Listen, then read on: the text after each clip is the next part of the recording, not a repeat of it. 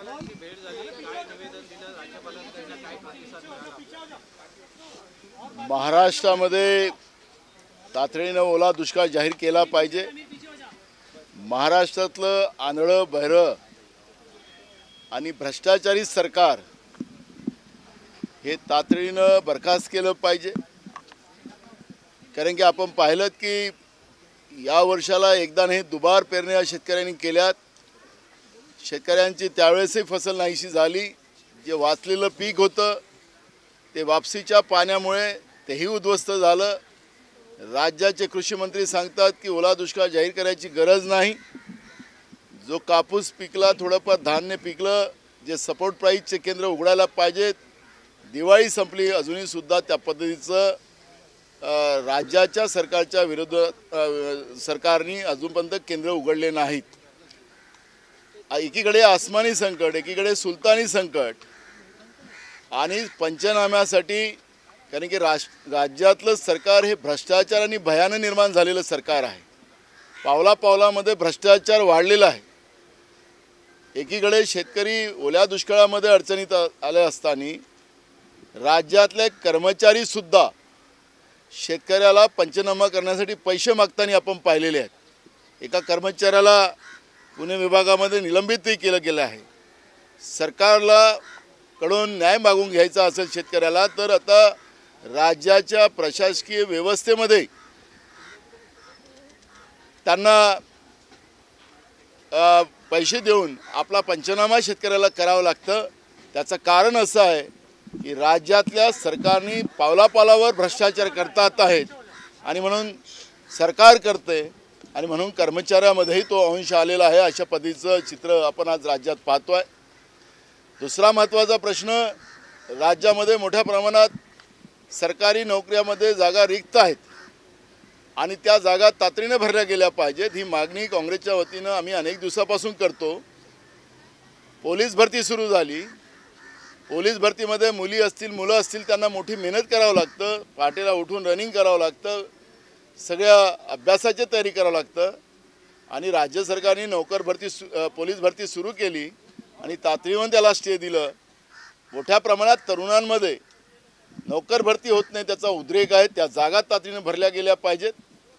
त्याचप्रमाणे आनंद सिधा नावानं सरकारने निर्णय घेतला आणि त्याच्यामध्ये काँग्रेसच्या वतीनं आम्ही म्हणालो होतो की 3000 रुपये प्रत्येक गरिबाच्या खात्यामध्ये आपण टाका। सिधा देण्याच्या ऐवजी ते पैसे दिले असते तर गावातही पैशाचं दुकानामध्ये चलन झाली असती, पैसा मार्केटमध्ये फिरला असता, त्यामुळे छोट्या दुकानदारालाही फायदा झाला असता आणि वेळेवर गरिबाला दिवाळीमध्ये आपल्या मुलाबाळांना गोड जेवण देता आलं असतं। पण राज्याच्या सरकारने एकीकडे घोषणा केली आणि तातडीनं बिना टेंडरनं ठेकेदाराशी संगनमत करून त्यांनी त्याच्यामध्ये गरिबाच्या तोंडातला घास हिसकला आणि त्याच्यातही आजही राज्यामध्ये फक्त 20% गरिबांपर्यंत धान्य पोचलेलं, 80% लोकांपर्यंत ते धान्य पोचलं नाही। दिवाळी संपली आणि म्हणून गरिबाच्या तोंडातलाही घास त्या ठिकाणी हिसकला। राज्यामध्ये मोठ्या प्रमाणात उद्योग, ईडीचं सरकार महाराष्ट्रामध्ये आल्यापासून मोठ्या प्रमाणात गुजरातला चाललेला आहे। राज्याच्या मुख्यमंत्र्यांनी औरंगाबादमध्ये जाहीर भाषणात सांगितलं की आम्ही मोदी आणि अमित शहाच्या हस्तक आहोत। त्या दिवशीच महाराष्ट्राच्या जनतेचा धडधडीत अपमान करण्याचं काम महाराष्ट्राच्या मुख्यमंत्र्यांनी केला, कारण की ते महाराष्ट्राच्या जनतेचे हस्तक आहेत। महाराष्ट्राचं रक्षण करणं त्यांची जबाबदारी आहे। पण त्यांनी जाहीरपणे कबूल केलं की आम्ही मोदी आणि अमित शहाचे हस्तक आहोत आणि आज मोठ्या प्रमाणात हजारो कोटीचे उद्योगधंदे महाराष्ट्रातून काढून गुजरातला देण्याचा जो प्रयत्न होत आहे त्याचाही आम्ही नोंद राज्यपाल महोदयाकडे करून दिलेली आहे। हे सरकार शेतकरी विरोधी आहे। हे सरकार आमच्या राज्यातल्या तरुणांच्या विरोधात आहे। हे सरकार आमच्या राज्यातल्या गरिबाच्या विरोधातलं सरकार आहे। हे सरकार गुजरात धार्जनी आहे आणि म्हणून उद्योगधंदेच काय तर शिंदे फडणवीस तुम्ही पण गुजरातला चालले जा या पद्धतीचं आणि राज्यपाल महोदयांनी तात्काळ हे सरकार बरखास्त करावं ही मागणी आम्ही निवेदनाच्या माध्यमातून केलेली आहे. नाना भाऊ, तोडफोड करून हे सरकार याच राज्यपालांनी तयार केलं आहे, मग तुम्ही कशी अपेक्षा करता की हे सरकार? बघा, राज्यपाल हे पद एक संविधानिक आहे. राज्याच्या जनतेचं हित राज्यपाल महोदयांनी पहिले लक्षात घेतलं पाहिजे. राज्यपालांनी तोडफोड करून कोणाला सरकार बनवलं हा प्रश्न नाही, पण राज्याच्या जनतेचं अहित करणारं सरकार महाराष्ट्रात आलं आणि म्हणून काँग्रेस म्हणून, विरोधी पक्ष म्हणून आम्ही माननीय राज्यपाल महोदयांच्या समोर ही सगळी भूमिका ठेवली. महाराष्ट्राला याच भूमीमधून यशवंतराव चव्हाण साहेबांनी महाराष्ट्राच्या विकासाचा मंगल कलश ठेवला आणि ह्या मंगल कलशाच्या माध्यमातून राज्याच्या जनतेला त्यावेळेस काँग्रेसच्या मुख्यमंत्र्यांनी त्यांनी आश्वासन दिलं. हे राज्य उभं करण्याचं काम यशवंतराव चव्हाण साहेबापासून तर वसंतदादा पाटलापासून तर वसंतराव नाईक साहेबापासून तर पृथ्वीराज चव्हाण साहेबापर्यंत हे काम झालं. महाराष्ट्र उभं करण्याचं काम काँग्रेसने केलं, पण आज ईडीचं भाजपचं सरकार हे महाराष्ट्र बर्बाद करून हे गुजरातला देत आहे. आणि उद्या ही जी मुंबई ज्याच्यात 105 हुतात्म्यांनी बलिदान दिलं, संयुक्त महाराष्ट्र निर्माण झाला आणि हे मुंबई महाराष्ट्रामध्ये ठेवण्याचं काम झालं. ती मुंबईसुद्धा उद्या हे ईडीचं भाजपचं सरकार गुजरातला देतील अशी भीती आता महाराष्ट्राच्या जनतेच्या मनात निर्माण झालेली आहे. आणि म्हणून ही सगळी भूमिका आम्ही माननीय राज्यपाल महोदयांच्या समोर मांडली. ते म्हणालेत की मी तातडीने या सगळ्या गोष्टीमध्ये लक्ष घालतो आणि महाराष्ट्राच्या जनतेचं ही अहित होणार नाही याची काळजी आम्ही घेऊ, अशा पद्धतीचा विश्वास माननीय राज्यपाल महोदयांनी आम्हाला दिलेला आहे.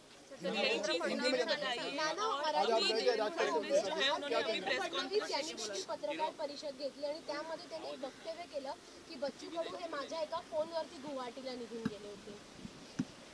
एक बघा, महाराष्ट्रातलं सरकार हे भ्रष्टाचार, भय आणि भूक हे केंद्र सरकारचं जे या देशाला दिलेले हे जे 3 भ आहेत, या भच्या आधारावर महाराष्ट्रातल्या या सत्तेचं परिवर्तन महाविकास आघाडी पाडून हे ईडीचं भाजपचं सरकार महाराष्ट्रात आलेलं आहे, हे तेवढंच सत्य आहे. त्याच्यामुळे फडणवीस साहेब जे म्हणतात की त्यांच्या फोनवर गेलेत, ते कशासाठी फोनवर गेलेत, कुठलं दबाव त्यांच्यावर आणला, हेही पण फडणवीस साहेबांनी सांगावं. कारण की आखरी या सगळ्या प्रकरणामध्ये आपण पाहिलं की बांधकाम विभागाची एक चौकशी आमचे आमदार त्यावेळेचे मंत्री बच्चू कडूंच्या विरोधात सुरू झालेली होती, पण जसं सरकारमध्ये गेल्यानंतर ती चौकशी बंद झाली.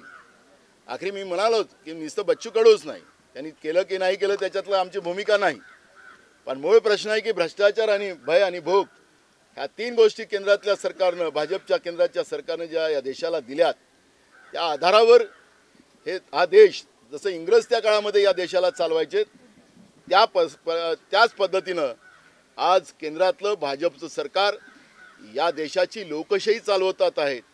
आणि म्हणून आमचे नेते राहुल गांधी या देशाची लोकशाही वाचली पाहिजे, या देशाचं संविधान वाचलं पाहिजे, या देशाचा तिरंगा वाचला पाहिजे, म्हणून कन्याकुमारी ते काश्मीर जी पदयात्रा काढतात आहे त्याच्यामध्ये हजारो किलोमीटर ही पदयात्रा झाली, त्याच्यामध्ये लाखो करोडो लोक राहुल गांधींच्या सोबत जुडतात आहेत.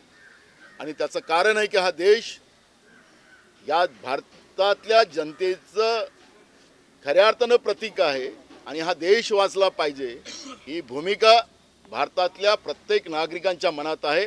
आणि म्हणून राहुलजींच्या सोबत जे केंद्र आणि भ्रष्टाचार, भय आणि भूक हे जे 3 आपल्या देशाला त्यांच्या कृतीनं जी आपल्या देशाला ज्या गोष्टी दिलेल्या आहेत त्याचा विरोध आज मोठ्या प्रमाणात होतात. आणि म्हणून राहुलजींच्या यात्रेमध्ये मोठ्या प्रमाणात लोकांचा सहभाग आपल्याला पाहायला मिळतो. अमोल कोल्हे यांनी जून 2022 रोजीच एक ट्विट केला होता, त्यामध्ये राजनगावमध्ये इलेक्ट्रॉनिक पार्क जे आहे ते त्याबाबतचे आभार मानले होते आणि महाविकास आघाडी सरकारने त्यामध्ये मदत केली होती. आज फडणवीस म्हणतात की आम्ही ते इलेक्ट्रॉनिक पार्क आणला आहे आणि त्यांनी आज त्याबाबतची घोषणाही पत्रकार परिषद करून घेतली आहे.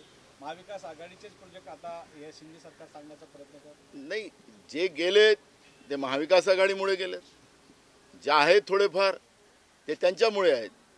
मग आपलीच पाठ आपल्या हाताने ठोकायची असेल ईडीच्या भाजपच्या सरकारला तो त्यांचा प्रश्न आहे, पण राज्याच्या जनतेला या ईडीच्या भाजपच्या सरकारचा खरा चेहरा समजलेला आहे. आपण पाहिलं की जसं आता फडणवीस साहेब म्हणतात त्याप्रमाणे गडकरी साहेब पण म्हणाले की मी 4 महिन्याच्या पहिले टाटा एअरबसच्या बाबतचं पत्र मी दिलेलं होतं की ते नागपूरमध्ये व्हावं. ते केंद्रातले मोठे मंत्री आहेत, दबंग नेता आहेत, विकास पुरुष आहे. आता विकास पुरुषाचं ते भाजपचेच आहेत आणि ते भाजपचे असताना सुद्धा त्यांच्या पत्रांनी सुद्धा तो प्रकल्प टाटा एअरबस थांबवू शकला नाही. आणि म्हणून मधल्या काळात आम्ही सांगितलं की त्यांचा दम घुटत आहे गडकरी साहेबांचा. त्यांनी आमच्या आवाजाला आवाज ते देतात आहेत तर आमच्याबरोबर यावं असे आम्ही त्यांना जाहीर निमंत्रण केलेलं होतं. मूळ प्रश्न असा आहे की फडणवीस साहेब काय बोलतात आणि गडकरी साहेब काय बोलतात हा प्रश्न नाही.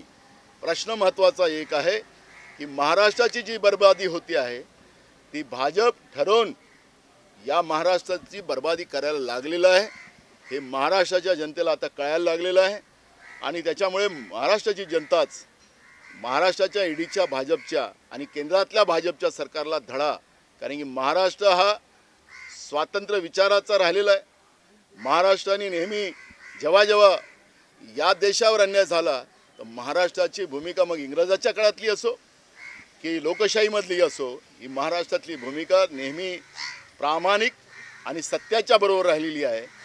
आणि सत्तेला परेशान होऊ शकतं पण पराजय होऊ शकत नाही. आणि ही महाराष्ट्राची जनता या भाजपच्या अविचारी व्यवस्थेला आता कंटाळलेली आहे आणि त्याचं दर्शन ही विराट जनता महाराष्ट्राची निश्चितपणे भाजपला तिला धडा शिकवेल अशा पद्धतीचं चित्र आज महाराष्ट्रामध्ये आहे.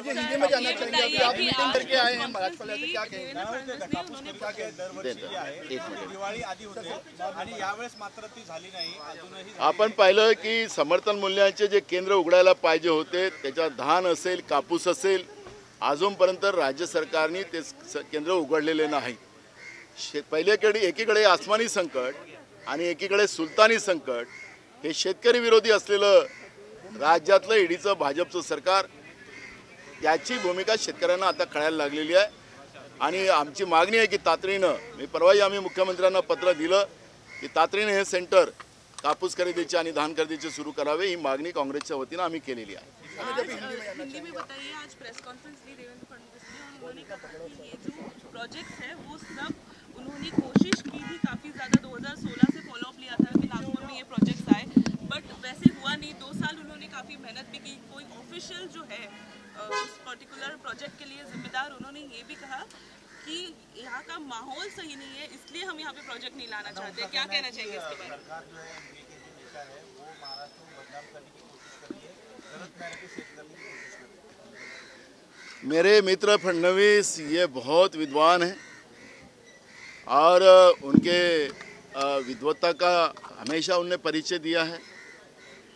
अब महाराष्ट्र का माहौल अच्छा नहीं है ऐसे अगर हमारे मित्र बोलते हैं और इसीलिए ये प्रोजेक्ट जा रहे हैं तो मुझे बड़ा मेरे मित्र के ऊपर का जो भरोसा था वो कम होते जा रहा है ऐसा लगता है. क्योंकि मेरा मित्र ऐसा क्यों बोल सकता है? मेरा मित्र क्या कुर्सी के लिए जी रहा है कि राज्य के लिए जी रहा है? ये भी प्रश्न मेरे मित्र से मैं पूछना चाहूँगा. क्योंकि अमित शाह जी और मोदी जी जो आदेश देंगे उसका पालन वो कर रहे हैं, महाराष्ट्र की जनता के लिए काम नहीं कर रहे, यह मुझे लग रहा है. क्योंकि जो प्रकल्प गए वो महाविकास आघाड़ी की गलती से गए. जो अमोल कोल्हे जी बोलते हैं कि हमने उसकी कोशिश की, महाविकास आघाड़ी सरकार में हमने मंजूर कराया. अब हमारे मित्र कहते हैं फडणवीस जी की मैंने लाया. तो मूल सब्जेक्ट है कि जो रहा वो हमने लाया और जो गया वो महाविकास आघाड़ी की वजह से गया. तो मेरा ये कहना है कि सच महाराष्ट्र की जनता को समझ गया. वो कितना बीजेपी झूठ बोले, महाराष्ट्र की ईडी की सरकार झूठ बोले, ये अब सच महाराष्ट्र की जनता को पता चल गया. केंद्र की सरकार के इशारे पे और गुजरात के लिए महाराष्ट्र की सरकार काम कर रही है और इसलिए माननीय राज्यपाल महोदय जी से हमने सरकार को ये बर्खास्त की मांग की है. और ये प्रकल्प ही क्यों तो अभी नरेंद्र मोदी जी और अमित शाह जी हमारे राज्य के ये 2 रत्न तुम्हारे जो है वो भी आप गुजरात में ले जाओ, ऐसी मांग हम लोग कर रहे हैं. जो कैट की भी डिमांड की गई है बीएमसी में, तो क्या कहना चाहिए उसके बारे में? देखो आपने देखा होगा कि 2 साल की बात कर रहे हो. हमने तो कहा 20 साल का करो ना, क्योंकि आप भी तो इस महानगर पालिका में सत्ता में थे. तो महानगर पालिका का अगर क्या इंक्वायरी करना आपको यह है तो 20 साल की करो। मूल सब्जेक्ट है कि जो लोगों के ऊपर ईडी की कार्रवाई आपने शुरू की थी, जिन लोगों के ऊपर सीबीआई की कार्रवाई आप लोगों ने की थी, वो लोग आपके दल में आने के बाद उनकी ईडी की और सीबीआई की इंक्वायरी क्यों बंद की? अगर आप देश के प्रधानमंत्री जी, आप देश भ्रष्टाचार मुक्त रखना चाहते हो तो जो आपके पार्टी में है वो भ्रष्टाचारी लोग हैं, उनकी इंक्वायरी आप क्यों नहीं करते? ये सवाल हम कांग्रेस की तरफ से पूछते हैं। और जिन लोगों को आप डर बताकर अपने पार्टी में लेते हो, ईडी की कार्रवाई शुरू करवाते हो, सीबीआई की कार्रवाई शुरू करने के बाद उनको डर बताकर अपने पार्टी में लेते हैं, तो फिर ईडी की कार्रवाई और सीबीआई की कार्रवाई क्यों बंद होती है? इसका भी जवाब आपने देना है। और इसलिए कांग्रेस ने हमेशा, फिर राज्य का मुख्यमंत्री उनके ऊपर अगर भ्रष्टाचार के आरोप का एलिगेशन हुआ तो हमारे केंद्रीय नेतृत्व में तुरंत उनको मुख्यमंत्री पद से भी हटाया था। कई उदाहरण महाराष्ट्र के लिए भी है, देश के लिए भी है। केंद्र की बीजेपी की सरकार, नरेंद्र मोदी की सरकार, ये भ्रष्टाचार मुक्त महाराष्ट्र नहीं, देश बनाना नहीं चाहते।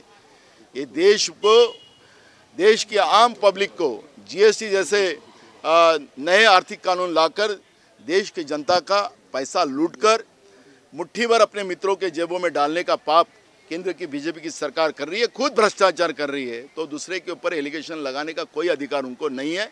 यह भूमिका कांग्रेस पार्टी की। मोरबी में जो ब्रिज गिरा और इतने लोगों की मौत हो गई, क्या वहाँ के मुख्यमंत्री को इस्तीफा देना चाहिए? क्योंकि ऐसा ही मामला पश्चिम बंगाल में हुआ। ये पकड़ देखो, आपने एक बात, आपको मैं एक सवाल आपने अच्छा किया। यहाँ पर पश्चिम बंगाल का जब चुनाव चल रहा था तो पश्चिम बंगाल के चुनाव में ऐसा ही ब्रिज टूट गया था।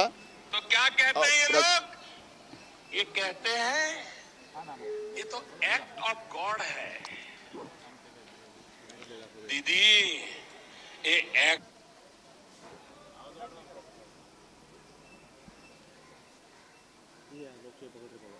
ऑफ गॉड नहीं, ये तो एक्ट ऑफ फ्रॉड है। फ्रॉड,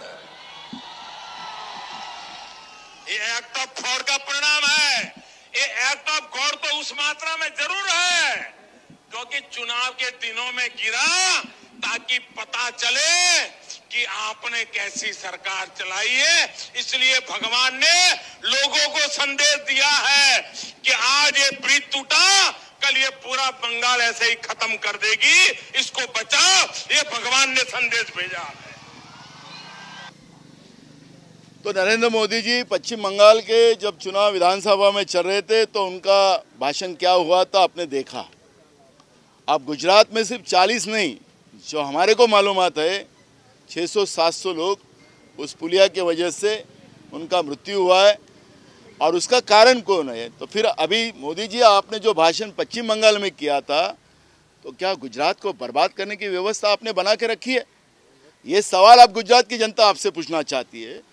और इसलिए ये मोरबी का जो ब्रिज गिरने की जवाबदारी खुद नरेंद्र मोदी जी ने लेना चाहिए और उन्हें गुजरात की जनता की से माफ़ी मांगना चाहिए। और जो हर जगह जाके, हर राज्यों में जाके आप जो झूठ भाषण करते हैं, गुजरात की बदनामी इस माध्यम से हो रही है और गुजरात की जनता को ये बात को भी अब गुजरात की जनता भी ये बात को समझ चुकी है। नाना, एक सवाल है, महाराष्ट्र मुंबई से जुड़ा हुआ है। 2-3 दिन पहले मुंबई के फिनिक्स मॉल में एक हैलोवीन फेस्टिवल आयोजित किया गया जिसमें कम उम्र के बच्चों को, जो 21 साल से भी कम है, उनको शराब वगैरह वहाँ पर परोसी गई। अब इसमें बीजेपी आदित्य ठाकरे पर ढकेल रही है और वो कह रही है कि लॉ एंड ऑर्डर का इशू मेरा नहीं है, मैं एक्साइज मंत्री नहीं हूँ। आप इसको कैसे देखते हैं? मुझे ये नहीं पता कि सरकार अभी ईडी की है, होम मिनिस्ट्री हमारे मित्र देवेंद्र फडणवीस जी के पास है।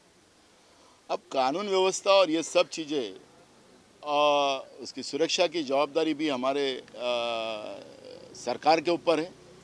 अभी तो आदित्य ठाकरे कोई मंत्री भी नहीं है और वो फिनिक्स मॉल में जो कार्यक्रम शुरू है वो अभी है। मैं कल भी उधर गया था, कल भी वहाँ चालू थे।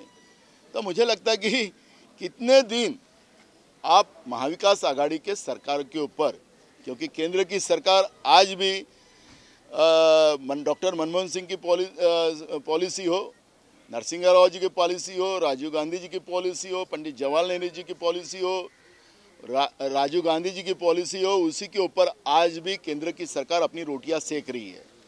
अब 8 साल के ऊपर हो गई आपकी केंद्र में सरकार, और महाराष्ट्र में की सरकार को भी अब कई दिन हो गए, और अब सरकार तुम चला रहे हो। तो राज्य में कानून व्यवस्था और ये जिस तरह से फिनिक्स मॉल में जिस तरह से वहाँ पे डांस करवाए जाते हैं, वहाँ दारू दी जाती है, क्या सरकार की नज़र नहीं है? सब नज़र है, लेकिन लक्ष्मी दर्शन बड़े पैमाने में राज्य की सरकार को चाहिए, क्योंकि भ्रष्टाचार से बनी हुई सरकार है। क्या ये सरकार वसूली में लगी है? ये सवाल हम कांग्रेस की तरफ से पूछ रहे हैं। किन-किन विषयों पर राज्यपाल जी से चर्चा हुई? किन-किन विषयों पर राज्यपाल जी से चर्चा हुई? महाराष्ट्र में फसलों का बड़े पैमाने में नुकसान हुआ, बारिश आज तक चलती रही, उसमें शुरुआत से ही एक बार नहीं 2 बार पेरनी किसानों को करनी पड़ी। तीसरा एक इशू हुआ कि अभी आपने देखा होगा कि रिटर्न बारिश भी गिरी और उसमें जो थोड़ी फसल बची थी वो भी बर्बाद हुई। अभी तक पंचनामे भी नहीं हुए, और पंचनामा करने के लिए किसानों से रिश्वत मांगी जा रही है, और बड़े पैमाने को आसमानी संकट और सुल्तानी संकट के सामने किसानों को जानने पड़ रहा है। बड़े पैमाने में किसानों की आत्महत्या महाराष्ट्र में हो रही है, और उसकी जवाबदारी राज्य की सरकार की है। आपने देखा होगा कि बड़े पैमाने में सरकारी नौकरियां में कई पोस्ट खाली पड़े हुए, उसकी पदभर्ती तुरंत की जाए, ये मांग कांग्रेस की तरफ से हम बार बार कर रहे हैं। आपने देखा होगा हाल ही में पुलिस भर्ती शुरू की गई और बच्चे लोग मैदान में उतरे, तुरंत उसके ऊपर स्टे दिया गया। तो एक तरफ बच्चों को, युवाओं को इस तरह से उनके जख्मों पे नमक डालने का काम राज्य की सरकार कर रही है। महाराष्ट्र के उद्योग बड़े पैमाने में गुजरात को देने का काम शुरू हो चुका है। राज्य के मुख्यमंत्री ने खुद कहा कि मैं नरेंद्र मोदी जी का और अमित शाह का हस्तक हूँ, और उसी दिन पहली बार महाराष्ट्र की जनता का अपमान करने का काम राज्य के मुख्यमंत्री ने, ईडी के सरकार के मुख्यमंत्री ने किया। वो महाराष्ट्र के जनता के हस्तक है, पर वो कहते हैं कि मैं उनका हस्तक हूँ, और इसलिए हमने मांग की कि भाई ये तुम उद्योग क्या शिंदे जी को और देवेंद्र फडणवीस जी को वो गुजरात लेके जाओ, ये मांग हम करते हैं। और राज्य में गरीबों के लिए दिवाली के लिए 513 करोड़ रुपए का जो राज्य के तिजोरी से पैसा निकाला गया था आनंद सीधा नाम से, आज भी दिवाली ख़त्म हो गई, सिर्फ 20% लोगों को वो सीधा मिला। दिवाली ख़त्म होने के बाद भी अभी भी गरीबों को वो दिवाली का आनंद सीधा न मिलने की वजह से कई लोगों को दिवाली में अपने बच्चों को मीठा खिला नहीं सके। उसमें बड़े पैमाने में भ्रष्टाचार हुआ।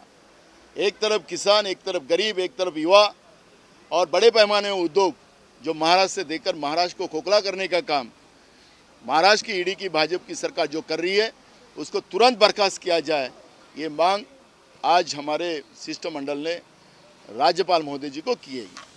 तुम्ही एक ऑडिओ क्लिप दाखवली, त्यात गुजरातच्या त्या पुलाचा संदर्भ आहे, काय नेमकं तुम्हाला सांगायचं?